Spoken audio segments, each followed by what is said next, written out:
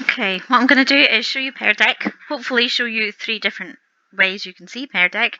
I'll show you how you make it, what the student sees, and then what you see as a teacher afterwards. It is basically like a way of delivering PowerPoints and Google Slides online, but pupils can work online at the same time and you can see their work as they go. So it's more interactive that way. Pupils like it, and as a teacher I like it because I like to see their responses rather than pupils writing anonymously in a jotter and you can't see what it is they're doing. Or they'll, even worse, they'll take pictures and send it to you and you get all these photographs of work. Oh, it's a nightmare. This is so much easier than that. So it works online and it's an app. You can work out Google Slides, but I'm a PowerPoint girl, so that's what I've done. I've uploaded a PowerPoint to OneDrive and opened it, and it's a wee add-on. So I open my add-on. If you haven't got the add-on, you have to get it from the little add-on place, but I've got it. So I'll tap Peardeck. Take a wee second, it'll come up. Now you might see already from the screen that this is a Peardeck PowerPoint already. I've got a little pear at the bottom. Any slide that has this little bar with the pear and the little QR codes, that means it's an interactive slide. I've already added something to it. So in this particular slide, you see there's some questions on the screen. Can this map tell you anything about UNESCO? Add your ideas. Whenever the pupils see this, they'll be able to add in their answers. What I did was I simply tapped text because I want them to give me a text response. There's a range of things you can do.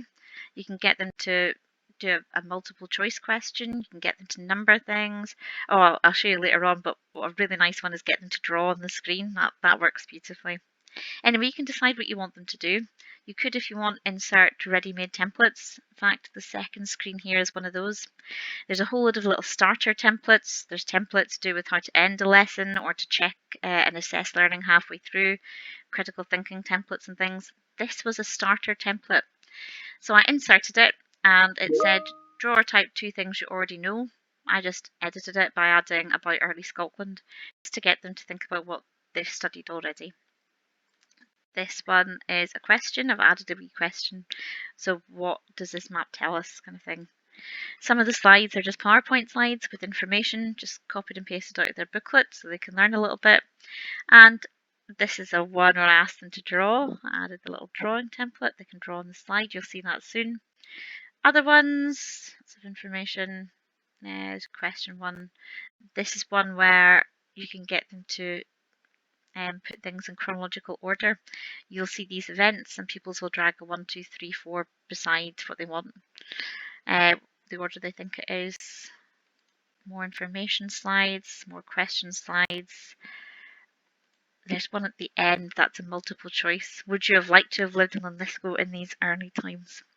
So, as I said, all I do is simply, if I want to add in a question, it's like here, there's nothing on this slide, but if I wanted to add a question to it, I would just tap text maybe and they would type in their answer.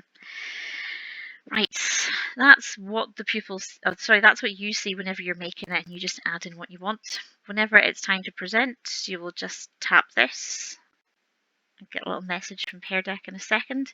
You can choose whether you want to do it student paced, so they work at their own pace whenever they want, or if you want to do it live in real time. Peardeck was initially designed for regular classes, so kids in front of you, they might have their Chromebooks or whatever, they can work online whilst you're teaching. I think the student-paced activity works better just now, but if you're trying to have live lessons that are set to a timetable, then the instructor-paced in real time would work too. But I'm going to go with student-paced because that's definitely what's been working best with my classes. Now, whenever you hit that, that essentially creates the live lesson. It takes your PowerPoint and makes it a thing that pupils can engage in online. That's why it takes a little bit of time. What it'll do whenever it comes up is it'll give you a code. Yes, got it. It'll give you a link. There we go. And a code as well, just in case.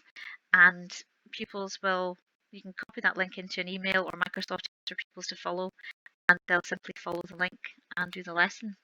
So let me show you what happens from a student's perspective whenever you open up that lesson. So I've just copied that link that the pupils will get into my browser and it'll come up. Now you're going to see it on my computer. It works just as well, if not better in some respects, on a mobile phone, which is brilliant for our teenagers at the minute. It'll start off by asking how you're feeling today. pupils can skip this if they want, but it's really useful to give you an indication of how they're getting on. I'm feeling pretty good, so I'll go with the green. Excellent. And this is what the student sees. So you can see on the left-hand side my PowerPoint screen. At the bottom it'll say students write a response. You can remove that little bar if you want, I should have said. And you can just tap your answer in here. It's tucked between hills. It can be as long or as short as you want. You can add more responses, or pupils can add more responses if they want. Now you don't have to hit save anywhere because it automatically saves, and then we move on to the next slide. So draw or type 2 things you already know about early Scotland.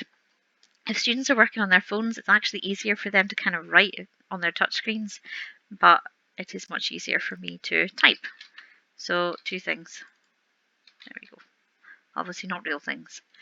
And they would just work their way through the lesson answering questions. Occasionally they'll come across information that they'll read through. And here's a lovely drawing task. So what do you think the ancient settlement of Cairnpapel might have looked like? This would work so well for so many different things. I'll draw a pencil here. So I've got a roundish settlement, maybe with some standing stones around it. Something like that. Doesn't have to look brilliant, but it's such good fun to do. And obviously you can add colour. You can make it look, do a wee red fire in the middle. You can make it look however you want. And you can add text. So if you're getting pupils to draw a diagram, they can add labels and things to it as well. And yes, it has got an eraser. Maybe change my mind about that fire in the middle. Anyway, I'm not going to go through this whole lesson, but I just want to show you the basics of what pupil sees.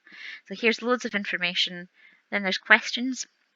Pupils can simply type their answers to the questions, and you can see what they come up with. If they want to, because the information's on previous screens, they can go back again, read over something, and then go back and add in their questions. What else? Oh, here's the chronology one. So what came first? First people arrived in Scotland was 1. Then, well, this is the wrong answers, but that just shows you how that works. Really useful for history. More information. Oh, a wee glitch there. Doesn't usually happen. Anyway, hopefully you get the point of what it looks like from a student's perspective. So the information will come up, they get chances to add in and be as interactive as they want. Let me show you what it looks like from a teacher's perspective. So, I'll close that down, since I think my computer is tired of all these things running at one time. Whenever you log in as a teacher, this is what your home looks like, but you can go and see your active sessions, and you can see I've got this session on earliest on Lithgow, I've got other sessions there. I bring it up on what's called Teacher Dashboard. Now, if we're in the classroom, you could bring answers and things pupils have put up on a projector, that's classroom view, but just now the Teacher Dashboard is what's working for seeing what pupils are writing. Takes me a minute, but whenever you open it up, you'll be able to see all the responses that all the pupils have put into your work. It's really nice if you're working to a timetable because you get to see the pupils' responses come up at the same time as they're writing it, which is nice.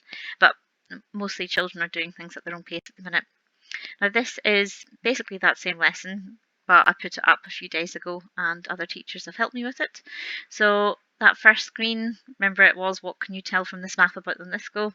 We've got a really good answer from Miss Scotland, a really nice answer from Mr. Dewar, and you can star answers if you want, or unstar it.